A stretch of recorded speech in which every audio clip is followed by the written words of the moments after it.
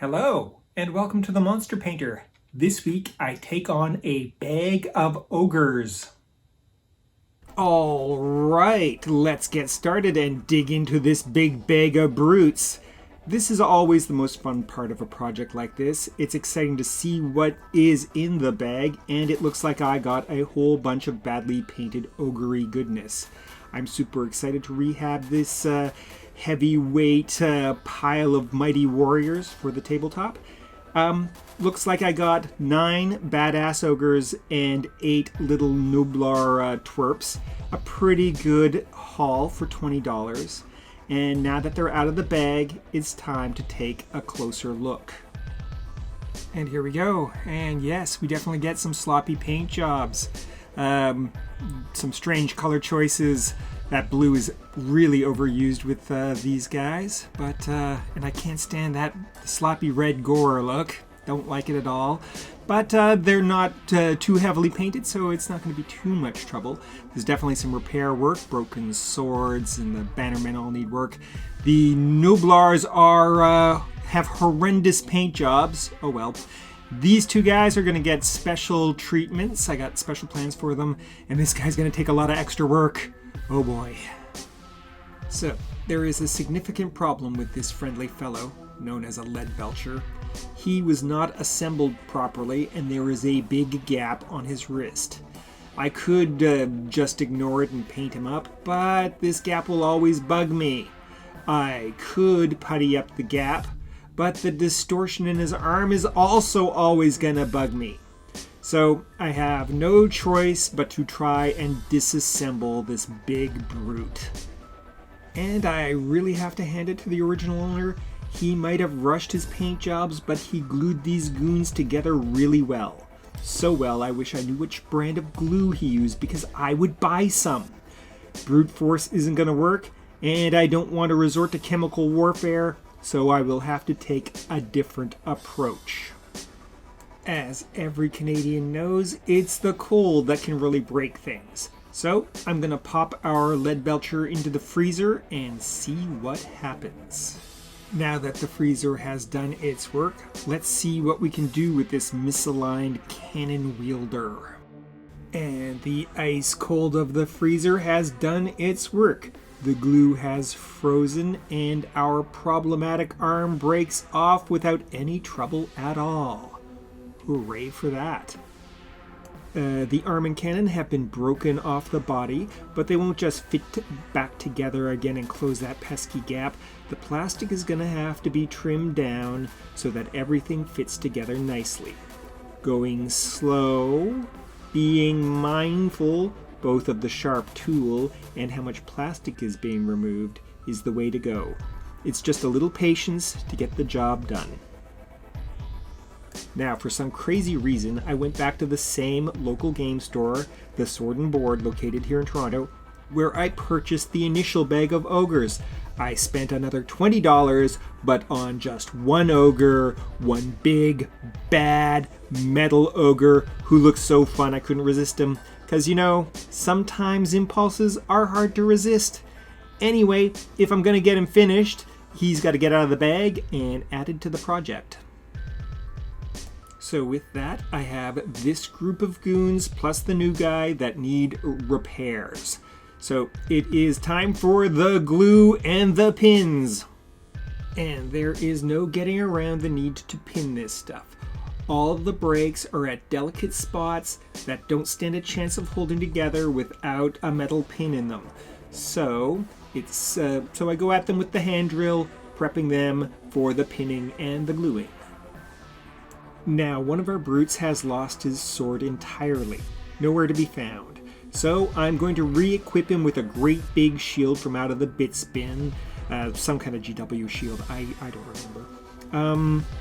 To make this work, I'm going to have to trim back his broken hilt and fit the shield in properly, and then I'm going to use the hand drill to pin this so that it holds, because having your models hold together is important.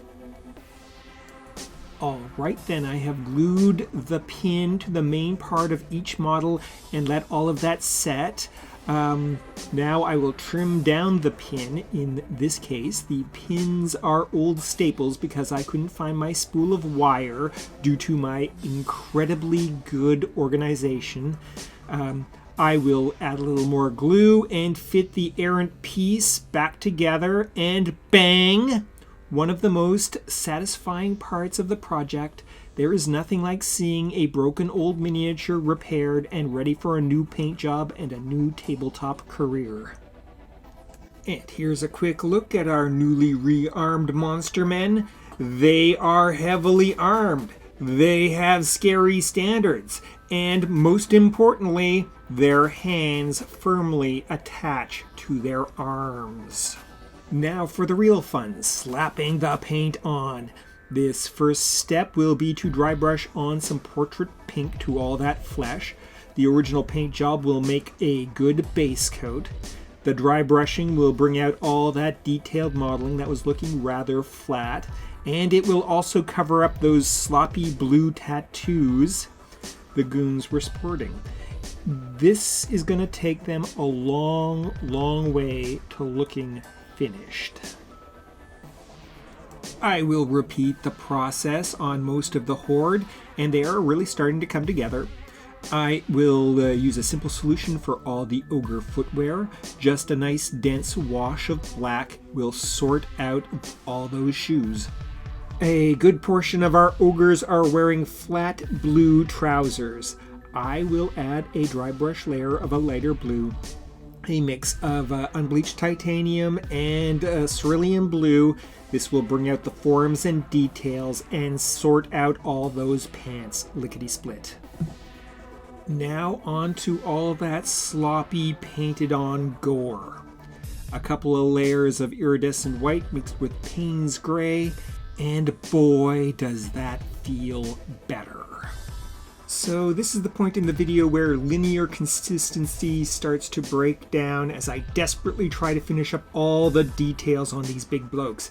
And there are a lot of details to take care of, like these great big ogre standards. A unit of 9 with 2 standards is kinda silly, but you pays your money and you takes your chances. These two will definitely get the job done now. Of course, once you have the faces done up properly, the rest of the details will more or less fall into place. Now, because the Frostgrave expansion Blood Legacy has rules for Fire Giant Wizards, 2 of these big blokes are going to be done up as Fire Giants. Most of my painting seems to lead back to Frostgrave. It is my favorite game, and I think these 2 brutes will fit the role quite excellently. Alright, back to all those details. And like any typical Games Workshop model, there are tons and tons of details. We got all sorts of noblers carrying all manner of gruesome snacks. There's a whole bunch of frou-frou on the big ogre's shield, and all manner of other details. Not limited to this clever little noblar sporting an abacus. And if these models are going to look finished at all of this stuff has to be taken care of. Now, some of you might be wondering about all those little noblers on their own bases, and did I get them done? Well, the answer is no, not even close. They are headed to the pile of shame, unfortunately, but I did finish all the ogres. Let's take a look at the final result. And here they come. First up is a big brute with a great maw standard, and his buddy with a huge skull and a stick. Very good, very intimidating fellows. Then we have a cavalcade of big, hungry goons. They're going to be menacing and intimidating on the tabletop no matter where they end up. Perhaps as a group in a game of Dragon Rampant, or possibly killing individual parties in Dungeons & Dragons and other kinds of role-playing games like that. This fellow, however, is going to be a giant-blooded man-at-arms in a future Frostgrave warband. Here's the lead belcher. He's the reason I bought the whole pile of models. I love lead belchers. Our metal man, the add-on, looks boss in a pink mohawk. This guy is going to be the Fire Giant Apprentice in my warband, and this will be the Fire Giant Wizard. He looks the part and is ready for treasure. And now it's on to this week's monster fight. Our first combatant is armed with a pool noodle, and his name is Little Joe Young. He is a rebased and touched-up Gorilla City Guard from the DC line of HeroClix miniatures. And he'll be facing Sir Cavendish of the Nutritious Order of Potassium. Sir Cavendish is a 3D printed model created by Big Mr. Tong and available for free on the interweb. Looks like we have a classic grudge match this week. Let's see what the dice have to say. This week we have something a little special. A fellow YouTuber, Rivers RPG, sent me a classic old school dice bag and 4 of the prettiest dice I have seen in a long time. On his channel he talks about RPG stuff and gives his takes on current movies and TV programs, all delivered with one of those chill, easy to listen to American accents. It's good stuff, so you should check it out. Now the pretty dice have spoken. Let's watch the results play out. Alright, Shippy Gabe, time to come and get it. You are being disrespectful. We're gonna fight and you're gonna go down. Ha! I am not.